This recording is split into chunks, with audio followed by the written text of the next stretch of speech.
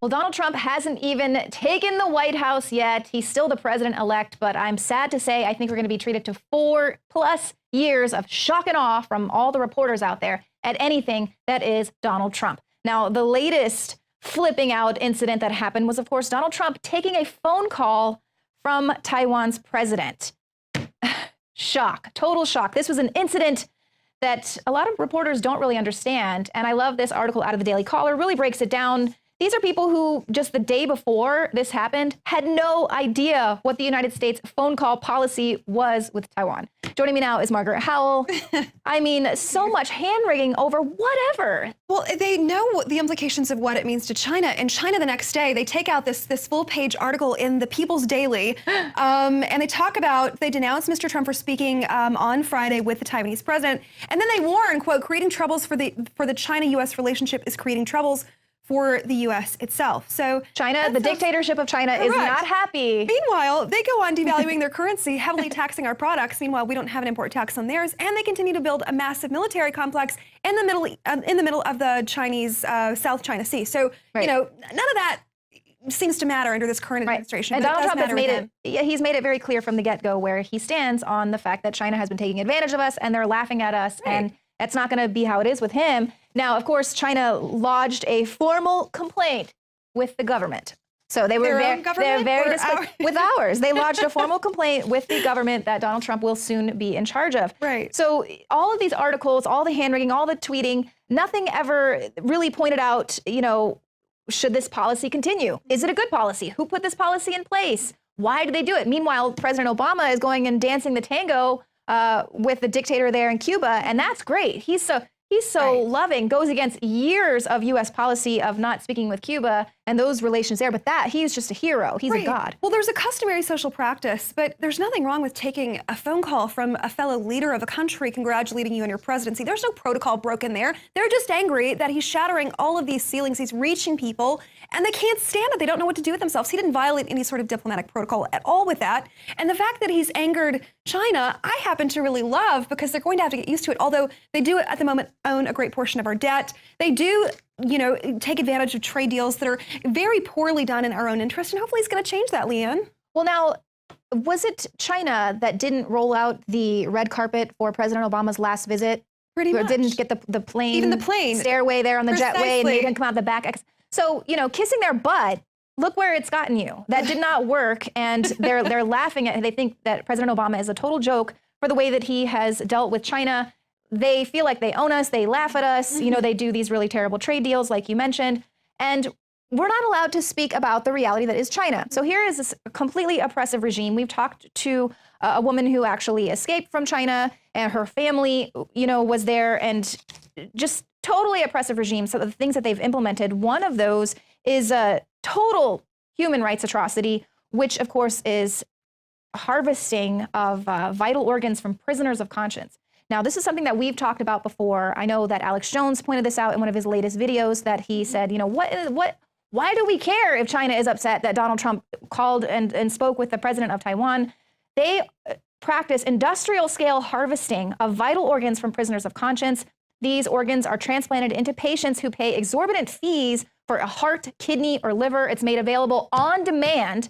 Okay, so China is one of the main, one of the top countries there practicing this organ transplants. And so if you have the money to pay for it, you can go to China and you can get these organs, life-saving, mind you. You know, of course, this is, you know, people need it.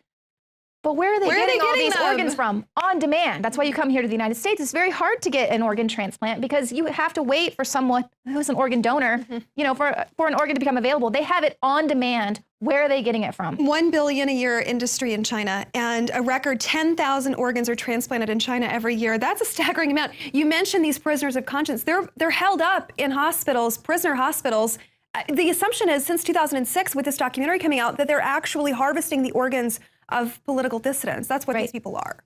Right. And so now you're speaking of two movies that actually just came out. They're available on iTunes. One is Human Harvest. It's a documentary. It won the Peabody Award. So this is something really great. And then there's also a drama coming out called The Bleeding Edge, coming out on, December 18th. And so this one features Miss World, and She is a Chinese-Canadian actress. She's Miss World Canada. So she is really speaking out. China actually banned her from entering the country because she would dare speak out against them. Right. You know, here's this beautiful woman who's made something of herself, could be a total, you know, point of pride for this country, yet they ban her because she is really trying to draw attention. So these are these prisoners of conscience. They are Tibetans, Christians, practitioners of Falun Gong. And I know that we did a story, I believe it was last year, where the bodies exhibit, they're having to put warning signs on the entrance of the bodies exhibit because these are bodies of Chinese citizens potentially, or prisoners of conscience. And people were noticing, looking at the bodies going, well, wait, where's the kidney? Where's its heart? It looks like it's missing a few organs there. We do a great deal of business with China because, you know, Lord knows why. But anyway, it hasn't been very beneficial to us. They bought up a lot of our debt. They own a lot of American industries. And we're going to get into the movie industry in a moment. They own a lot of U.S. real estate. There's a whole birther tourism movement that happens with Chinese women entering the country. They understand that they can just pay, have a baby, and then go back. Very common practice, as well as the questionable aspects of living under communist Chinese rule and how they suppress free speech. They suppress political dissidents. They harvest organs, namely of people that don't agree with their regime. And not only that, Leanne, but they control, surprisingly, I don't think people out here know this, and you brought this to my attention today, they control a lot of our media, what we see and hear. Right. Which is a little thing. There's a lot of pushback for that because the Chinese are making a practice of gobbling up American companies. One of those in 2002, they totally took over Carmike AMC. It's one of the most massive movie chains in 2002. It's the largest theater empire, actually. And so it kind of gives them hidden control over American mass media, anything that you see in their movies. That's why they're not going to, even though these films coming out on iTunes are really great, well-produced movies with a really great message, very important, it's not going to be playing at AMC. You're not going to find this information because they will not allow it. In fact, they have such a huge, massive audience that Hollywood bows down to China's demands. They've added Chinese stars to their cast, such as an Iron Man 3. They led filmmakers to remove China as the origin of a zombie virus in World War Z.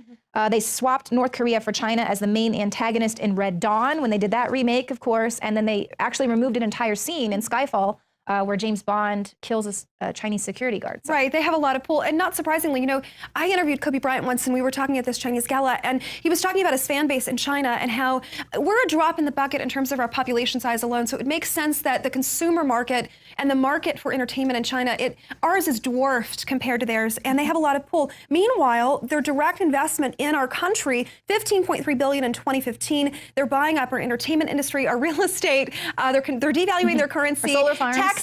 Precisely. You're going to get to this story about Harry Reid if we have time. We might not, but they're buying up an unbelievable amount of U.S. Landmarks and property, and it's really, really startling. And it comes down to the fact that we have a president now who's standing up to them and saying, you know what, you want to do business with us, you're going to do it fairly. Right. You can be happier. The days of the U.S. being the laughing stock and being made fun of by the Chinese is over. And of course, go ahead and lodge your formal complaint with Donald Trump's administration. Now, like I mentioned earlier in the show, I'm actually going to be interviewing someone who's been working for decades to try and draw attention to this organ harvesting. He'll be on tomorrow's broadcast. But thank you all for joining us tonight. And if you're watching us on YouTube, be sure and hit the subscribe button. We sure do appreciate it. We'll see you here tomorrow.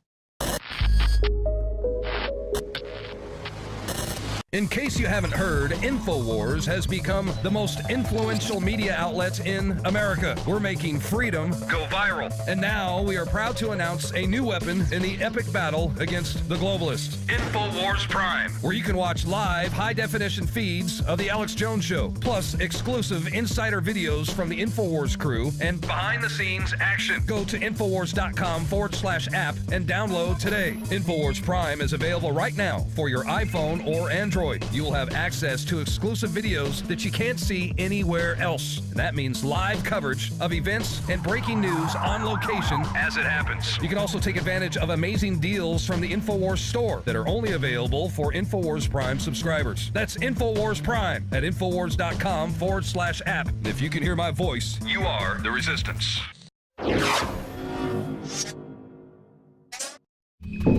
Well, Donald Trump hasn't even taken the White House yet. He's still the president-elect, but I'm sad to say I think we're going to be treated to 4+ years of shock and awe from all the reporters out there at anything that is Donald Trump. Now, the latest flipping out incident that happened was, of course, Donald Trump taking a phone call from Taiwan's president.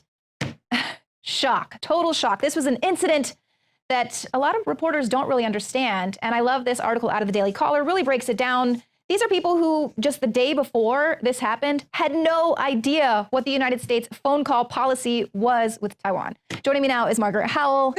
I mean, so much hand-wringing over whatever. Well, they know the implications of what it means to China. And China the next day, they take out this full-page article in the People's Daily, and they denounce Mr. Trump for speaking on Friday with the Taiwanese president. And then they warn, quote, creating troubles for the China-U.S. relationship is creating troubles for the U.S. itself. So China, the dictatorship of China is not happy. Meanwhile, they go on devaluing their currency, heavily taxing our products. Meanwhile, we don't have an import tax on theirs, and they continue to build a massive military complex in the middle of the Chinese South China Sea. So, you know, none of that seems to matter under this current administration. And but it Donald does Trump matter.